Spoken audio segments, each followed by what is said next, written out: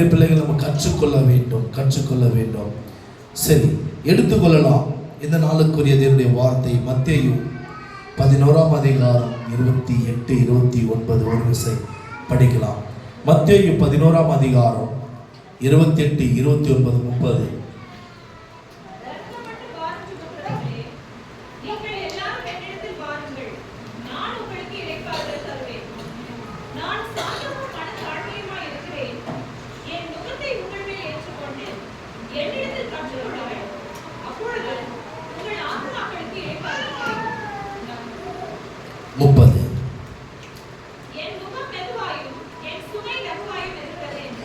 அருமையான ஒரு வார்த்தை நம் கர்த்தராகிய இயேசுவானவர் சொல்கிற ஒரு வார்த்தை. இது ரொம்ப அநேக முறை நான் எடுத்திருப்பேன். சில இடங்களில் போயிட்டு இந்த வார்த்தையை வசனத்தின் மூலியமாக ஆவியானவர் என்னோடு இடைப்பட்டு பேசியிருக்கிறார். பாருங்க, அந்த வசனம் என்ன இருக்கிறது? வருத்தப்பட்டு பாரம் சுமக்கிறவர்களே, நீங்கள் எல்லோரும் என்னிடத்தில் வாருங்கள், நான் உனக்கு இளைப்பாறுதல் தருவேன். நமக்கு இளைப்பாறுதல் தருகிறவர் இயேசு மாத்திரம்தான். இதை தேவனுடைய பிள்ளைகள் அறிந்து புரிந்து கொள்ளுங்க. வேற எந்த மனிதரும் நமக்கு சமாதானத்தை கொடுக்க முடியாது. வேற எந்த மனுஷரும் நமக்கு நிம்மதியான ஒரு வாழ்க்கையை கொடுக்க முடியாது.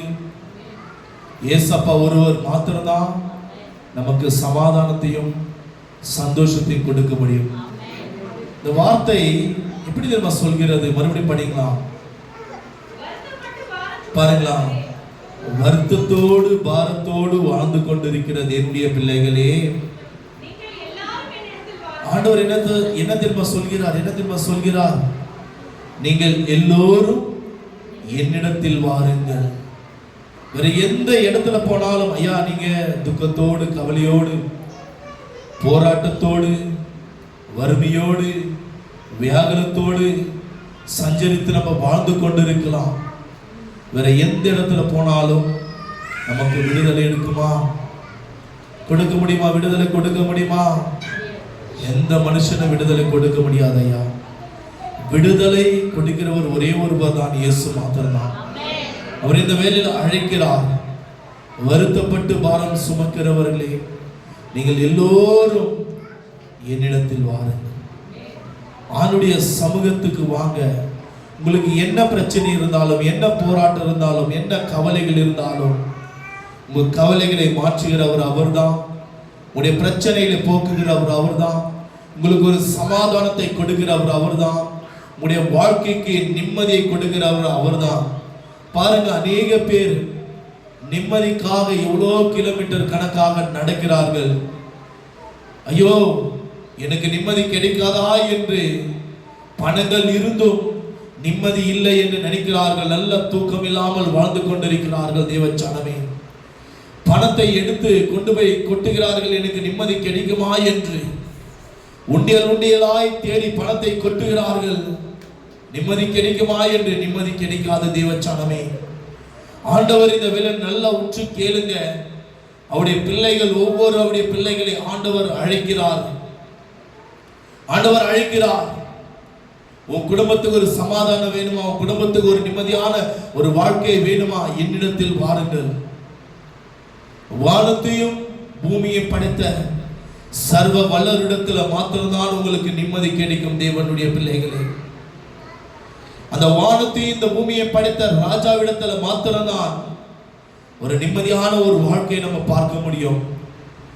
சிறிதான ஒரு வாழ்க்கை. இந்த வாழ்க்கை என்பது கொஞ்ச காலம்தான். பிறப்பு எப்போது இறப்பு என்று தெரியாது. அது வரைக்கும் நிம்மதியான ஒரு வாழ்க்கைக்குள்ள நான் வாழ வேண்டும். என் வாழ்க்கையில் ஒரு சமாதானம் இருக்க வேண்டும் என்று ஏங்கி தவித்துக் கொண்டிருக்கலாம் என்னுடைய பிள்ளைகள். சொல்லுவாங்க, ஒரு சகோதரி, பிரதர், என் பிள்ளைக்கு திருமணம் ஆகணும், அதுக்காக நான் செபிக்கிறேன். அதுக்காக நீங்க மாப்பிள்ளை பாருங்க. நான் ஒரே ஒரு வார்த்தை சொல்லுவேன், நீங்க செபிங்க சிஸ்டர். அடிக்கடி நான் திரும்ப சொல்லுவேன், நீங்க உபவாசம் தரிக்கணும். ஆண்டுடைய சமூகத்துல காத்திருக்கணும். அதாவது ஒரு ஆசீர்வாதத்தை பெற வேண்டும் என்றால், தேவனுடைய பிள்ளைகள் ஒரு ஆசீர்வாதத்தை பெற்றுக்கொள்ள வேண்டும் என்றால், சாத்தான் எப்படியாவது தடுக்க பார்ப்பான் அந்த ஆசீர்வாதத்தை. இல்ல இவங்க இந்த ஆசீர்வாதத்தை பெற்றுக்கொண்டு விடுவார்கள். தேவனிடத்திலிருந்து இந்த ஆசீர்வாதம் இவருக்கு கிடைத்து விடும். எப்படியாவது இந்த ஆசீர்வாதத்தை ஆண்டவரிடத்திலிருந்து இவர்களை பிரித்து விட்டால் இந்த ஆசீர்வாதத்தை பெற மாட்டார்கள் என்று நான் சொல்லுகிற ஒரு காரியம். நீங்க எதை சொன்னாலும் என்னிடத்துல, அதாவது உங்க பிரச்சனைகள் எப்படிப்பட்ட பிரச்சனைகளா சொன்னாலும், நான் சொல்வது ஒரே ஒரு வார்த்தை தான், ஜெபிக்கலாம், ஜெபிங்க. நான் ஜெபிக்கிறேன், நீங்களும் ஜெபிங்க. அப்பொழுதுதான் அந்த வெற்றியை நீங்கள் பார்க்க முடியும். என்னுடைய பிள்ளைகளை ஆண்டவர் இந்த வேளையில் அழைத்திருக்கிறார். அவருடைய பிள்ளைகளை பார்த்து வருத்தப்பட்டு பாரத்தோடு வாழ்ந்திருக்கிற என்னுடைய பிள்ளைகளே, சமாதானம் சந்தோஷம் இல்லாமல் வாழ்ந்து அலைந்து திரிந்து கொண்டு இருக்கலாம். இந்த வேளை ஏன் நான் உயிரோடு இருப்பது இல்லை, மறுத்து விடலாம், நலமாய் இருக்கும் என்று எண்ணி நம்ம வாழ்ந்து கொண்டிருக்கலாம். நம்முடைய குடும்பத்துடைய சூழ்நிலைகளை பார்த்து ஆண்டவர் ஒவ்வொருத்தரையும், என்னை பார்த்துதான் ஆண்டவர், இங்குள்ள ஒவ்வொருத்தரை பார்த்து ஆண்டவர் சொல்லிக் கொண்டிருக்கிறார். வருத்தப்பட்டு பாரம் சுமக்கிறவர்களே, நீங்கள் எல்லோரும் என்னிடத்தில் வாருங்கள். இப்படியா? நீங்கள் எல்லோரும் என்னிடத்தில் வாருங்கள் என்று ஆண்டவர் அழைக்கிறார். ஐயா, நான் உங்களுக்கு இளைப்பாறுதல் தருவேன். எப்படி?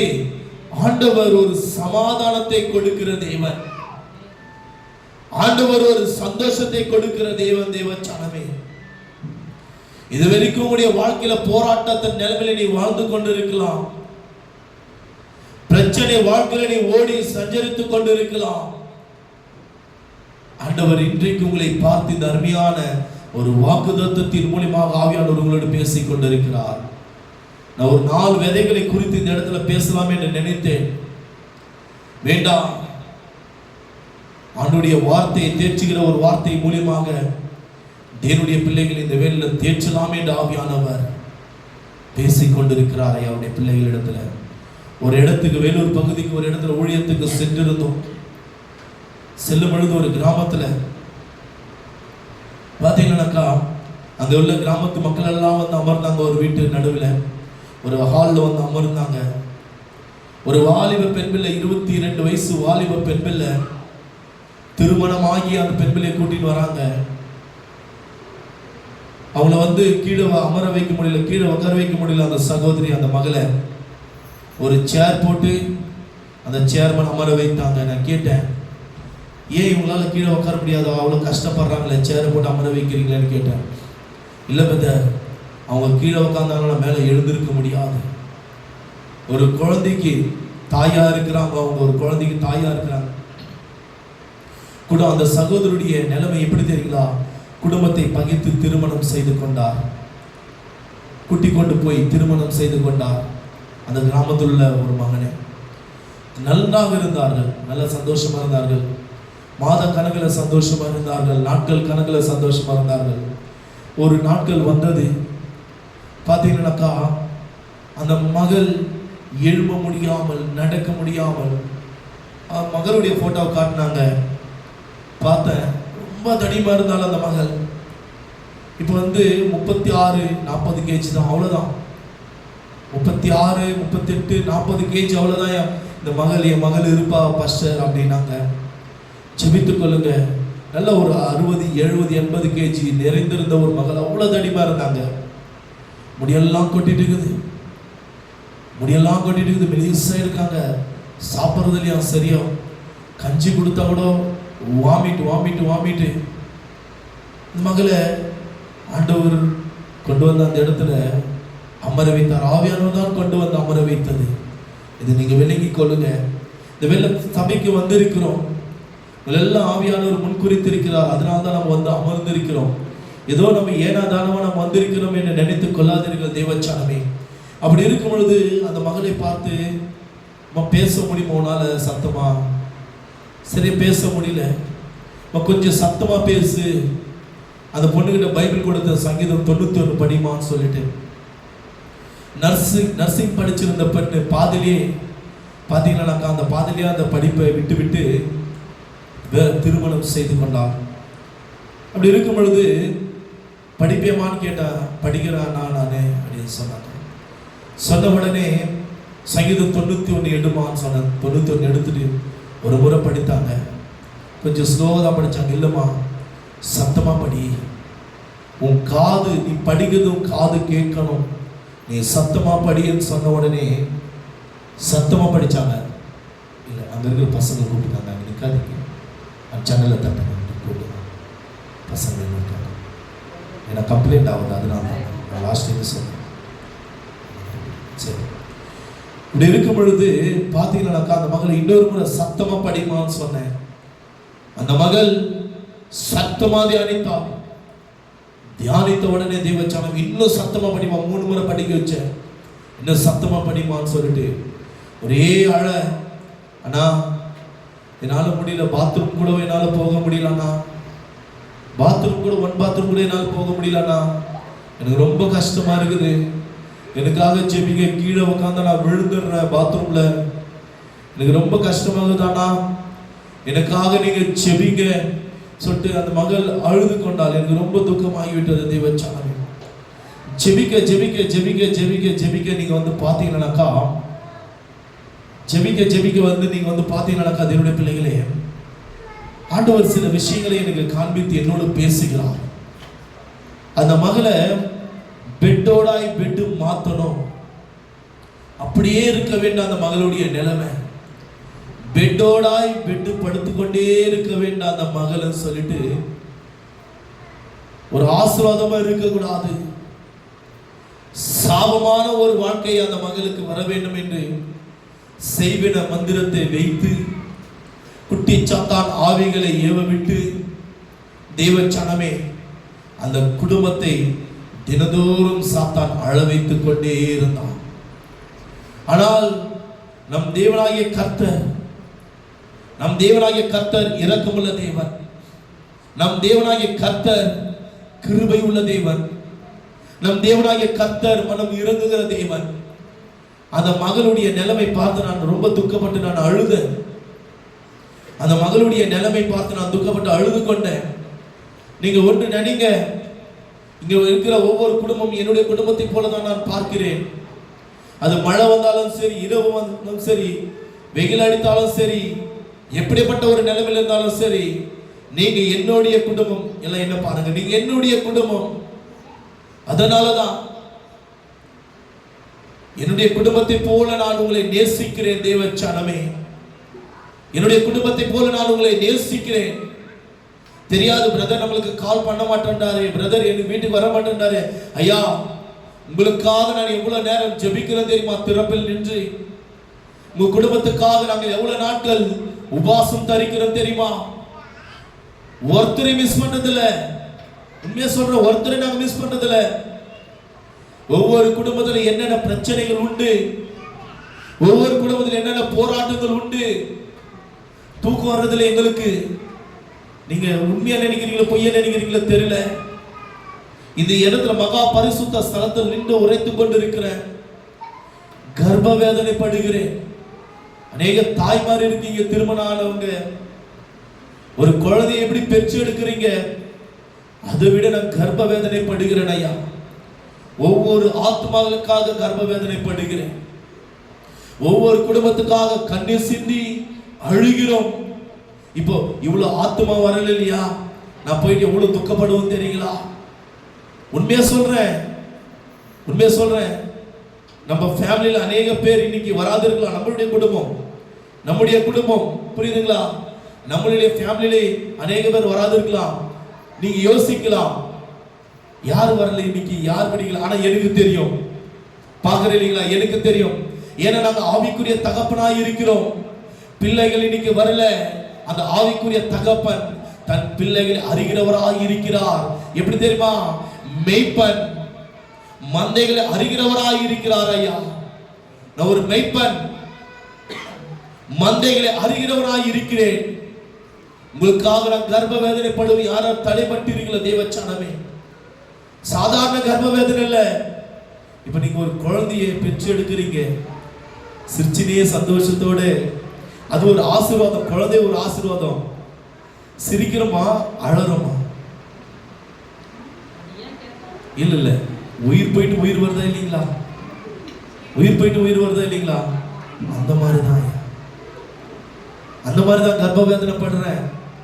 நின்று முன்னாடி சந்தோஷத்தோடு இருக்கிறேன், உள்ளுக்குள்ள எவ்வளவு வேதனைப்படுறதுன்னு தெரியுமா? ஒவ்வொருத்தரை குறித்து அந்த சகோதரி யாருனே தெரியாது, கர்ப்ப வேதனைப்பட்டு அழுத, ஏசப்பா இந்த சகோதரி, இந்த மகளை நீங்க விடுதலை ஆக்குங்க, இந்த மகளுக்கு ஒரு சுகத்தை கொடுங்க சொல். நல்லா ஜெபிச்சுட்டு வந்தேன். என் உள்ளத்துல அது நிறைவா இல்லை, என் உள்ளத்துல அது நிறைவா இல்லை. நான் அந்த மகளுக்கு ஒரு வார்த்தை சொன்னேன், மா நான் 21 நாள் உபவாசம் தரித்து இந்த இடத்துல வந்து நான் செபிக்கிறேமா. யாருக்காக தெரியுமா? இந்த ஒரு மகளுக்காக. உண்மையா சொல்றேன், அந்த ஒரு மகள் யாருன்னே தெரியாது. உண்மையா சொல்றேன், இந்த வீடியோ அவங்களுக்கு போவோம். இப்பதான் சேவ் பண்ணி வச்சிருக்கிறோம். இந்த வீடியோ அவங்களுக்கு போவோம். நாங்க அந்த இடத்துல 2 வாரத்துக்கு முன்னாடி 3 வாரத்துக்கு முன்னாடி ஊழித்து போனோம். இந்த சபை நம்ம கிடைக்காததுக்கு முன்பாக நான் ஊழியத்துக்கு போயிருந்தேன். அந்த மகளை பார்த்து ஒரு வார்த்தை சொன்னேன், உனக்காக அண்ணா, நான் அப்படிதான் சொன்னேன், நீ என் தங்கை, உனக்காக அண்ணா 21 நாள் உபவாசம் இருந்து நான் வரமா, உன்னை விடுதலை ஆக்குவார் தேவன், உன்னை விடுதலை ஆக்குவார் தேவன். ஐயா, கர்ப்ப வேதனை படுகிறோம். உங்களுக்கு உன்னை எவ்வளவு நான் கர்ப்ப வேதனை படுவேன்னு சொல்லி கொஞ்சம் யோசித்து பாருங்க. தயவுசெய்து சொல்றேன், நல்ல ஒரு ஆலயத்தை கொடுத்திருக்கிறார். தெரிந்தவங்களுக்கு சொல்லுங்க, தெரியாதவங்களுக்கு சொல்லுங்க, ஆத்துமாக்களை அழைத்து கொண்டு வாங்க. சபை நிரம்பி வழியணும் தேவச்சானமே, சபை நிரம்பி வழியணும். அது ஒரு ஆசீர்வாதம், என்னுடைய பிள்ளைகளுக்கு அது ஒரு ஆசீர்வாதம். சண்டே மிஸ் பண்ணிக்காதீங்க, தயவுசெய்து சொல்றேன். எப்படி தெரியுமா? இந்த ஓய்வு நாளை மிஸ் பண்ணாக்கா அவ்வளவுதான், வேண்டாம். நிறைய இருக்கு, ஓய்வு நாளை மிஸ் பண்ண என்னென்ன அந்த ஆசீர்வாதத்தை நம்ம எழுகிறோமோ, இந்த ஆசீர்வாதத்தை தேவனுடைய பிள்ளைகள் எழுக்க கூடாது. உயிர் போற காரியமா இருந்தாலும் இந்த ஆசீர்வாதத்தை தேவனுடைய பிள்ளைகள் எழுக்க கூடாது. எவ்வளவு பலவீனத்தோடு நான் வந்திருக்கிறேன் தெரியுங்களா? எவ்வளவு பலவீனத்தோடு நான் வந்திருக்கேன் தெரியுங்களா? இந்த இடத்துல நின்று கூட நான் பிரசங்கிக்கிறேன். நான் வரலைன்னா என்ன நடக்கும்? சபை திறக்க முடியாது, ஏன்னா சாவி என் கையில தான் இருக்குது. சபை நீங்க கிளீனா உட்கார முடியாது, ஏன்னா நாங்க தான் கிளீன் பண்றோம், நாங்க தான் சேர் அரேஞ்ச்மெண்ட் பண்றோம். புரியுதுங்களா? உங்களுக்கு கரெக்டா உட்கார முடியாது. உங்களால தேவனை ஆராதிக்க முடியுமா? ஆராதிக்க முடியாது. நீங்க எண்ணிக்கொள்ளுங்க, ஏன்னா எங்களுக்கு கொடுத்த கடமையில அது சரியா நடக்கிறோம். தேவச்சானமே, உங்களுக்கு கொடுத்த கடமை என்ன தெரியுமா? தேவனை ஆராதிப்பது, அவருடைய ராஜ்யத்தை கட்டுவதுதான் உங்களுக்கு கொடுத்த ஒரு கடமை. அல்லேலூயா. இந்த ஓய்வு நாள் தேவனுடைய பிள்ளைகள் மிஸ் பண்ணாதீங்க. நான் மறுபடியும் சொல்கிறேன், நான் மறுபடியும் அதே வார்த்தை தான் வருது, ஏன் தெரியல. அப்போ அந்த மகளுக்காக நான் சொல்லிவிட்டு, அந்த மக உனக்காக 21 நாள் அண்ணா இருக்கிறம்மா. அவங்க தாயார் என்ன தெரியுமா ஒரு வார்த்தை சொன்னாங்க, பாஸ்டர் எங்க போனாலும் என் மகளுக்கு விடுதலை ஆகல, எவ்வளோ டாக்டர் பார்த்துட்டு விடுதலை ஆகல. சிஸ்டர், நீங்க ஆயிரக்கணக்கான டாக்டரை பார்த்தாலும் விடுதலை ஆக முடியாது. ஒரே ஒருவர் தான், இந்த வானத்தையும் இந்த பூமியை படைத்தவர் இயேசுனால மாத்திரம்தான் விடுதலை. உண்மையா சொல்றேன், இயேசப்பா நாள மாத்திரம்தான் விடுதலை. இந்த வேலையில நினைத்துக் கொள்ளுங்க, நம்ம குடும்பத்தில் எவ்வளவு பிரச்சனைகள் உண்டு. எல்லாருக்கும் இந்த வேலை, எல்லாருக்கும் நம்ம குடும்பத்தில் எவ்வளவு போராட்டங்கள் உண்டு. போராட்டத்தின் நடுவில் நம்ம வாழ்ந்து கொண்டிருக்கலாம், பிரச்சனை நடுவில் நம்ம சஞ்சரித்துக் கொண்டிருக்கலாம். ஐயா, நமக்கு சமாதானத்தை கொடுக்கிறவர் இயேசு ஒருவர் தான். அவருடைய சமூகத்தில் அமர்ந்திருக்கிறோம். நிச்சயமா சொல்றேன், இயேசுவின் நாமத்தினால் சமாதான நதி என்கிற ஆசீர்வாதம் உன்னையும் உன்னுடைய குடும்பத்தை நிரப்பும். தேவச்சானமே, உன் குடும்பத்தை நிரப்பும். உன் தாய் தகப்பனை குறித்து, உன் பிள்ளைகளை குறித்து, உன் அண்ணன் தம்பி அக்கா தங்கைகளை குறித்து, உன் நண்பர்களை குறித்து, மற்றவர்களை குறித்து நீ யோசித்து சிந்தித்துக் கொண்டிருக்கலாம். உன் பேரம்பேத்திகளை குறித்து நீ யோசித்து சிந்தித்துக் கொண்டிருக்கலாம். உன் மருமகளை குறித்து யோசித்து சிந்தித்துக் கொண்டிருக்கலாம்.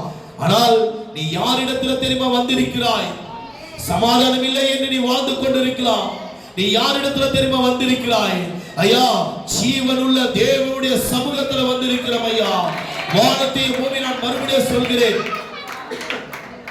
வானத்தையும் பூமியை படைத்த சர்வ வல்லவருடைய ராஜாவிடத்தில் நம்ம வந்திருக்கிறோம். எந்த பிரச்சனைகள் இருந்தாலும் அவருக்கு முன்பாக ஒன்றுமே கிடையாது. ஐயா, அவருக்கு முன்பாக ஒன்றுமே கிடையாது. 2 யுத்தங்கள் உண்டு தேவனுடைய பிள்ளைகளுக்கு. நல்லா கேளுங்க, நல்லா கேளுங்க. 2 யுத்தங்கள் உண்டு. ஒன்று, அதாவது தேவனுடைய பிள்ளைகள் நான் சொல்லிக் கொண்டிருக்கிற காரியம், 2 யுத்தங்கள் உண்டு. ஒன்று, நம்ம செபிக்கும் பொழுது நாம் செய்கிற யுத்தங்கள். ஆண்டவருடைய ஒரு வார்த்தை உரைக்கிறது. யாத்திராகமம் 14ஆம் அதிகாரம் 14வது வசனம். ஒரு சை படிக்கலாமா? யாத்திராகமம் 14ஆம் அதிகாரம் 14வது வசனம்.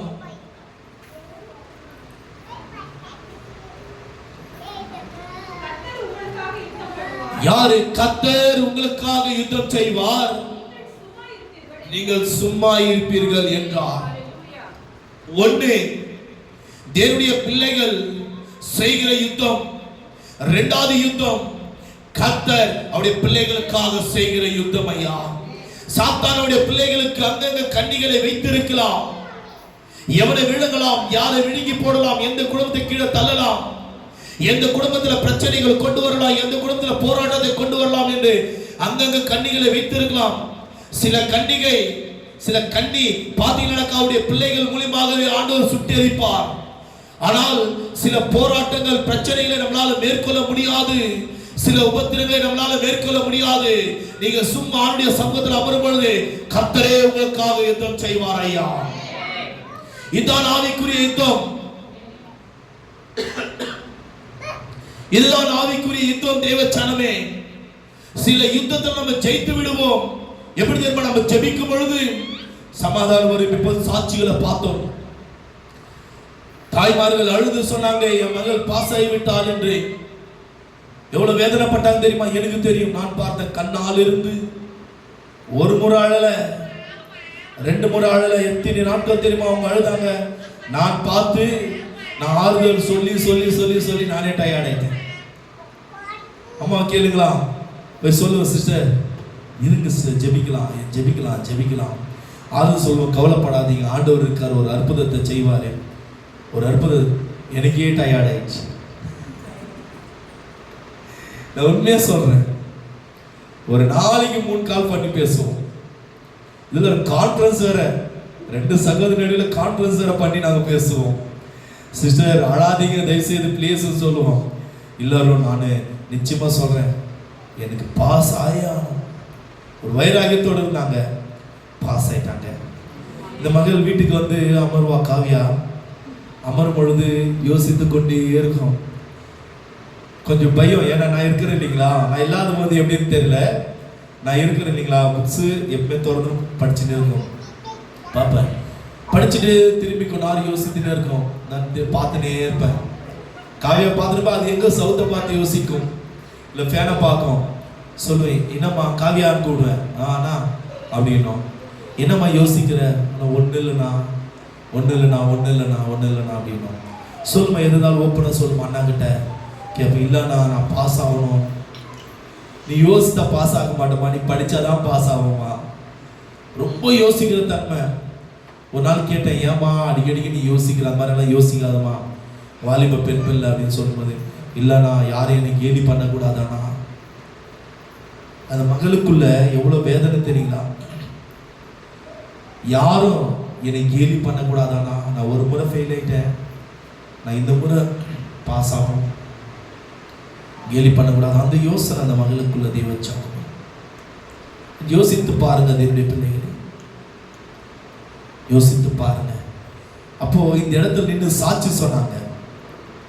என்ன சாட்சி தெரியுங்களா? நேராக காவியம் வந்த உடனே வீட்டில் ஸ்ட்ரைட்டாக புக் எடுக்காது, டியூஷனுக்கு போயிடுச்சு. அங்கே போனோடனே ஸ்ட்ரைட்டாக புக் எடுத்துரும். ஏன்னா பல மக்கள், பல பிள்ளைகள் வருவாங்க, அங்கே பைபிள் ஜபிக்க முடியாது, பைபிள் படிக்க முடியாது. வீட்டுக்கு வந்த உடனே ஒரு 1/4 மணி நேரம் 1/2 hour ஜபம் தான் ஃபஸ்ட்டு. 6 மணிக்கு வராது, 4 மணிக்கு வரும். வீட்டுக்கு 4 மணிக்கு வரும். கம்பல்சரி ஜபத்தில் உட்கார வைக்கும் பிரியா. அப்போ இது பாஸ் ஆகனுடைய ரகசியம் என்ன தெரியுங்களா? பிரியா கத்து கொடுத்ததோ மரியா கத்து கொடுத்ததோ எதுவும் இல்லை. மகள் ஜெபித்தாங்க பாத்தீங்களா, அந்த ஜபதான் ஒரு வெற்றி. புரியுதுங்களா நான் சொல்றது? உங்களுக்கு புரியுதா? 2 யுத்தம் இருக்குது. ஒன்னு இந்த இடத்துல வெற்றியை பார்த்தோம், ஜெபிக்கும் பொழுது ஒரு வெற்றி. ஐயா, நமக்கு பின்பாக நமக்கு முன்பாக அநேக போராட்டங்கள் வரும். சாத்தான் எதிர்த்து நிற்பான். அப்போது கர்த்தரே நமக்காக யுத்தம் செய்வார். ஆவிக்குரிய யுத்தம், கர்த்தரே நமக்காக யுத்தம் செய்வார். குடும்பத்தில் அநேக பிரச்சனைகள் உண்டு, கர்த்தரே நமக்காக யுத்தம் செய்வார். தேவச்சானமே, கர்த்தர் பெரியவராய் இருக்கிறார். தேவனுடைய பிள்ளைகளே பாருங்க, மத்திய 8ஆம் அதிகாரம் எடுங்க. நான் முடிச்சேன், இன்னொரு 5 நிமிஷத்துல முடிச்சேன். 1, 2, 3. இயேசு மலையிலிருந்து இறங்கின பொழுது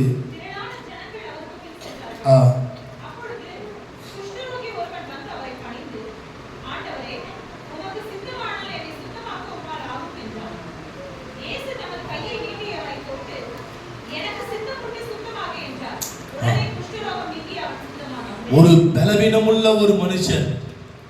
எத்தனை பேர் நம்ம பலவீனத்தோடு வந்திருக்கிறோம், போராட்டத்தோடு வந்திருக்கிறோம்? கரங்களை தூக்கலாமா? எல்லாம் தான் வந்திருக்கிறோமே, எல்லாரும் தான் பிரச்சனையோடு வந்திருக்கிறோம். ஆண்டவர் மலையிலிருந்து கீழே இறங்கி வருகிறாராம். இறங்கி வந்த உடனே ஒரு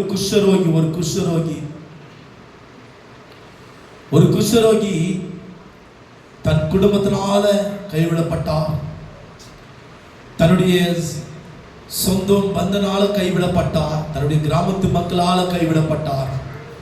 அநேக இடத்துல போய் பார்த்தா ட்ரீட்மெண்ட் எதுவுமே அந்த குஷ்டரோகம் நீங்கவில்லை. ஒரு பலவீனம் நீங்கப்பட முடியவில்லை. நான் இருப்பதை விட மரித்து போவது நலமாயிருக்கும் என்று நினைத்திருப்பார் அந்த குஷ்டரோகி. எத்தனை பேருடைய வாழ்க்கையில எனக்கு பிரச்சனை மேல பிரச்சனை, ஏன் எங்க குடும்பத்துக்கு இப்படி வருகிறது, ஏன் குடும்பத்துக்கு இப்படிப்பட்ட போராட்டம், ஏன் குடும்பத்துக்கு இப்படிப்பட்ட பிரச்சனை என்று நீங்க இங்க தவித்துக் கொண்டிருக்கலாம். ஐயா, அந்த குஷ்டரோகியும் அப்படிதான் நினைத்தார். நினைத்த உடனே பாருங்க, இல்ல நான் மறிக்க கூடாது, இயேசு என்கிற ஒரு இரட்சகர், அவரிடத்திலிருந்து எனக்கு ஒரு விடுதலை உண்டு, இயேசு என்கிற ஒரு தெய்வத்திடத்திலிருந்து எனக்கு ஒரு விடுதலை கிடைக்கும். கடைசியாக ஒரு சான்ஸ், நல்லா விளங்கிக் கொள்ளுங்க, கடைசியாக ஒரு சான்ஸ், என் குடும்பத்தில் ஒரு வெற்றியை பார்க்க வேண்டும். கடைசியா ஒரு சான்ஸ், இல்லை என்றால் இயேசு என்கிற அந்த இரட்சகரால் கூட எனக்கு விடுதலை கிடைக்கவில்லை என்றால் நான் மரித்து விடுகிறேன். என் ஜனங்கள், என் தாய் தகப்பன்மார்கள் என்னை பார்க்க வேண்டும் என்றால் நான் ஜீவனோடு இருக்கும் பொழுது வேண்டாம், மரித்து என் பாடியை தான் அவங்க பார்க்க வேண்டும். கடைசியா தேவனுடைய பிள்ளைகளை நல்லா விலகிக் கொள்ளுங்க. ஆண்டுடைய சமூகத்துக்கு வந்திருக்கிறீங்க, எல்லாரும் நம்ம கரங்களை உயர்த்தினோம், எல்லாரும் நம்ம கரங்களை உயர்த்தினோம், போராட்டத்தோடு பிரச்சனையோடு வந்திருக்கிறோம் என்று. யார் குடும்பத்தில் பிரச்சனை இல்லை பாருங்க, யார் குடும்பத்தில் போராட்டம் இல்லை? எல்லா குடும்பத்திலும் போராட்டங்கள் உண்டு. ஆனால் இயேசுவானவர் வந்த அந்த குடும்பத்தில் பிரச்சனைகள் மாறும் ஐயா. இயேசுவானவர் அந்த குடும்பத்தில் வந்தால் போராட்டங்கள் மாறும் ஐயா. நான் நிச்சயமா சொல்கிறேன், தீர்க்க தரிசனமாக என்னுடைய பிள்ளைகளே, வந்திருக்கிற அவருடைய பிள்ளைகளுடைய வாழ்க்கையில குடும்பத்திலே ஆண்டவர் ஒரு சமாதானத்தையும் போராட்டலாத ஒரு வாழ்க்கை, நிம்மதியான ஒரு வாழ்க்கையை அவர் கொடுக்க அவர் வல்லவராய் இருக்கிறார். ஏன் தெரியுமா? வருத்தப்பட்டு பாரத்தோடு நம்ம இந்த இடத்துல வந்திருக்கலாம், அவருடைய சமூகத்துக்கு வந்திருக்கலாம். அவர்தான் நமக்கு இளைப்பாறுதலும் சமாதானத்தையும் சந்தோஷத்தையும் கொடுக்கிறவர். இந்த குஷ்டரோகி பாருங்க, அவனுடைய சமூகத்துல நின்று தாவீதின் குமாரனாகிய இயேசுவே என்னை சுத்தமாக்கும், ஒரே ஒரு வார்த்தை. இந்த வார்த்தை எப்படி தெரியுமா? இருதயத்திலிருந்து வரணும் ஐயா.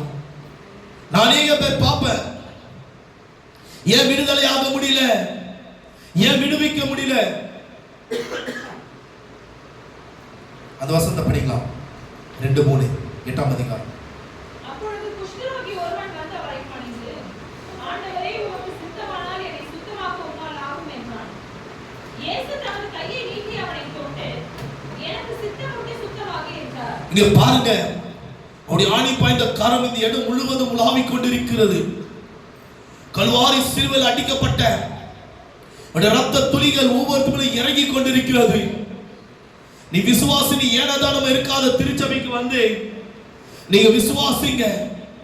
அவருடைய ஆணி பாய்ந்த கரம் இந்த இடம் முழுவதும் ஒவ்வொரு குடும்பத்தையும் ஒவ்வொரு தேவனுடைய பிள்ளைகளும் தொட்டு ஆசீர்வதிக்க வேண்டும் என்று ஆண்டவருடைய கரம் இந்த இடத்தில் உலாவிக் கொண்டிருக்கிறது. தேவ சனமே, நான் அநேகர் நினைப்பேன், ஏன் விடுதலையாக முடியல, ஏன் விடுவிக்க முடியல, ஏன் இந்த கட்டுகள் இருந்து என் ஜனங்களை நிரந்தரமான ஒரு விடுதலை கொண்டு வர முடியல? ஐயா, கொஞ்சம் யோசித்து பாருங்க. உண்மையோடு உத்தமத்தோடு நம்ம ஆண்டவரை தொழுது கொண்டு இருக்கிறோமா? இல்லை ஏனாதானமா நம்ம தொழுது கொண்டு இருக்கிறோமா?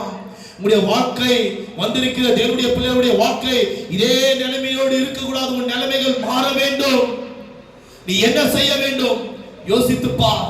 Dash dash dash dash. எந்தெந்த இடத்துல நீ விட்டப்பட்டு இருக்கிறாயோ, அதாவது நீ எந்தெந்த இடத்துல உன்னுடைய டேஷ் இருக்கிற இடத்தை நீ ஃபில் பண்ணாமல் இருக்கிறாயோ, அமர்ந்து யோசித்து பார். அமர்ந்து யோசித்து பார். அந்த இடத்தை நிரப்பு. ஜெபிக்கலையா? அந்த இடத்தை நிரப்பு. வேதம் வாசிக்கலையா? அந்த இடத்தை நிரப்பு. உபவாசம் தரிக்கலையா? அந்த இடத்தை நிரப்பு. ஆண்டவருடைய சமூகத்தில் லேட்டா வரையா? நீ சீக்கிரமா அந்த இடத்தை நிரப்பு. முழங்கால் படியிட்டு தேவனுடைய சமூகத்துக்கு வந்து நான் தாழ்மையோட கேட்கிறது என்ன தெரியுமா?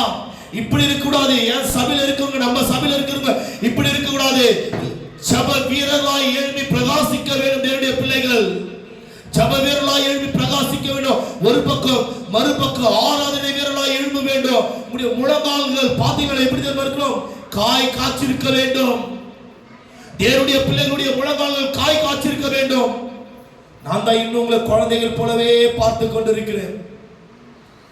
நான் தான் இன்னும் உங்களை குழந்தைகள் போலவே பார்த்து கொண்டிருக்கிறேன். ஏன் தப்பாயா? நான் சொன்னேன் இல்லையா, ஃபில் பண்ண வேண்டிய இடத்தை நான் ஃபில் பண்ணல. நான் ஃபில் பண்ண சொன்ன டேஷ் டேஷ் டேஷ் விட்டு இருக்கிறேன்.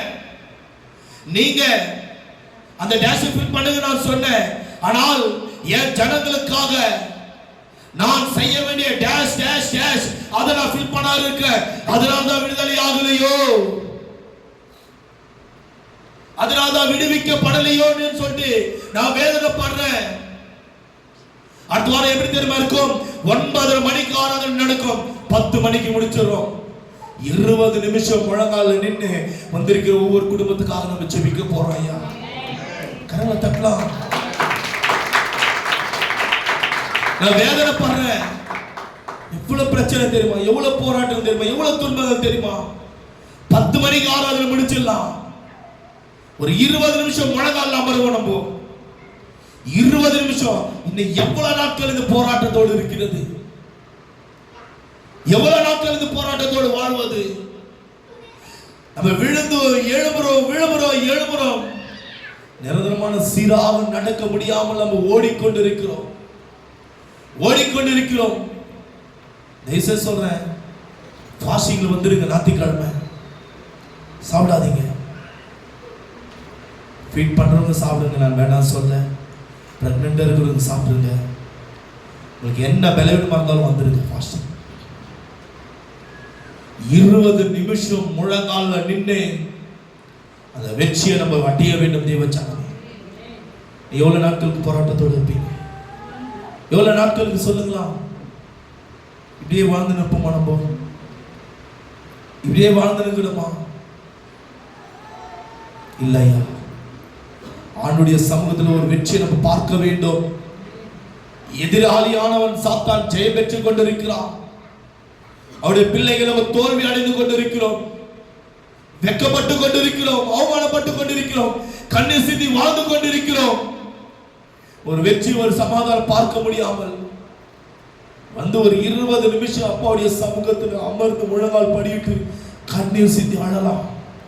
நான் யாருக்காக ஜெபிக்க மாட்டேன். தேசத்துக்காக, தலைவர்களுக்காக, அவங்களுக்காக, இவங்களுக்காக யாருக்காக ஜெபிக்க மாட்டேன். என் ஜனங்களுக்கு நான் ஜெபிக்க வேண்டும். முதலாவது என் ஜனங்கள் விடுதலை ஆக வேண்டும். முதலாவது கட்டுண்ட மக்கள் விடுதலை பண்ண வேண்டும். என் ஜனங்கள், நம்ம ஜனங்கள், நீங்க விடுதலை ஆக வேண்டும். கரெக்டா 9:00 வந்துருங்க. 1/2 மணி நேரம் நம்ம ஆராதிக்கலாம் தேவனே. 1/2 மணி நேரம் நம்ம ஆராதிக்கலாம்.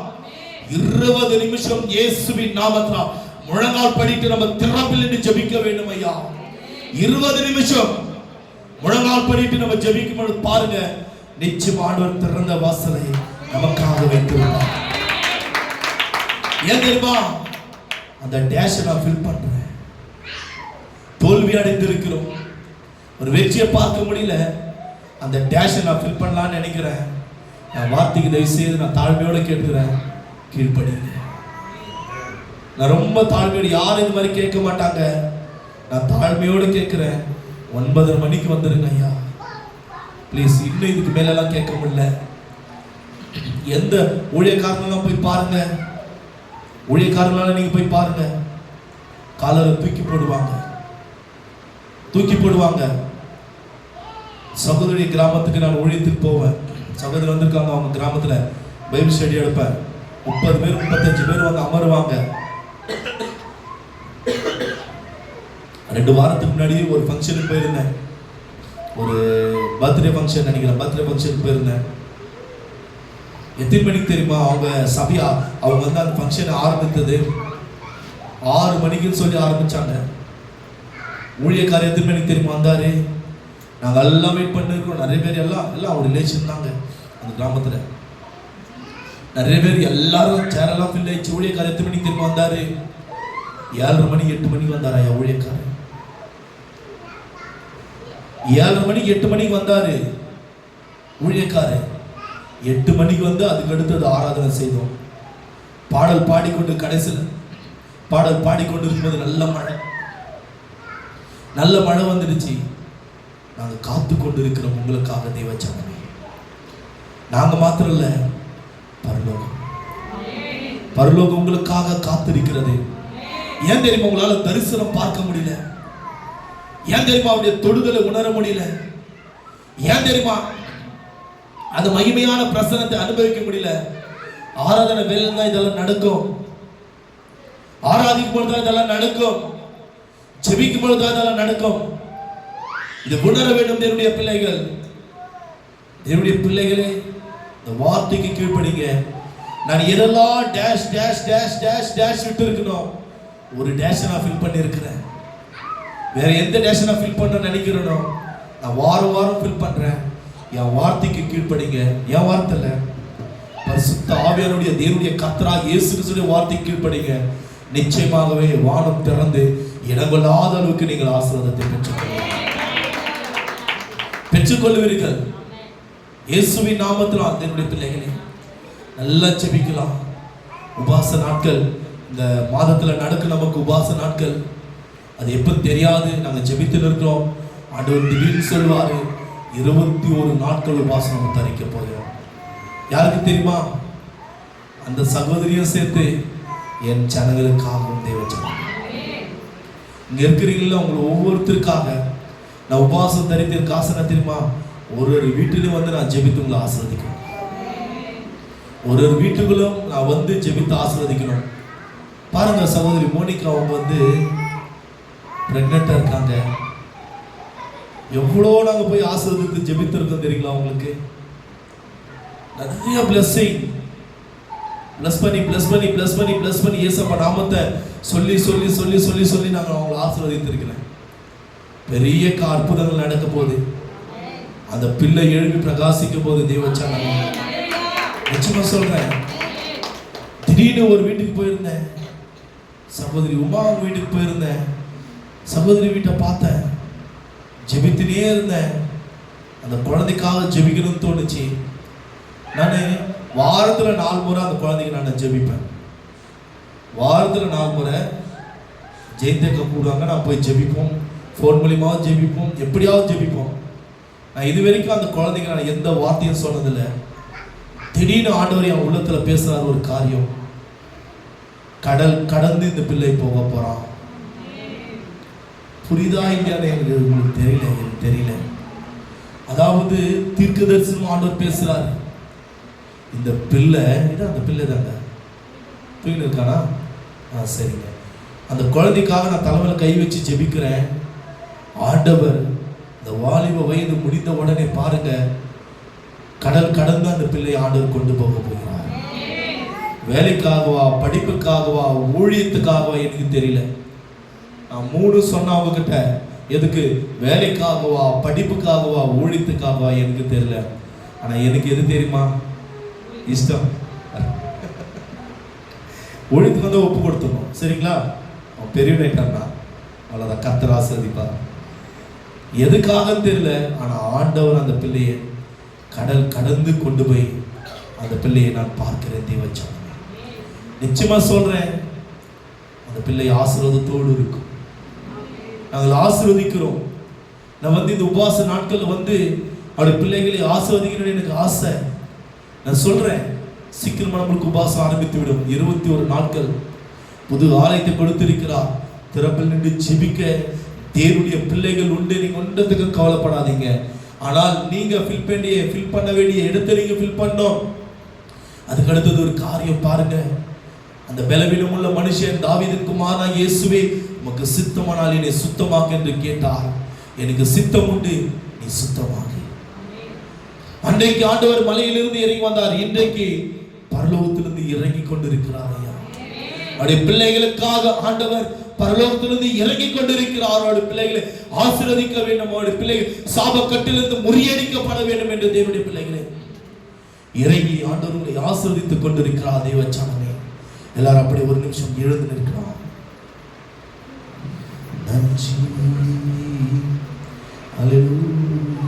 அதை சீக்கிரத்தில் நீங்கிவிடும். அல்லேலூயா, உமக்கு நன்றி ராஜா, உமக்கு நன்றி. அல்லேலூயா, அல்லேலூயா, அல்லேலூயா. எல்லாரும் கண்களை மூடி ஒரு விசை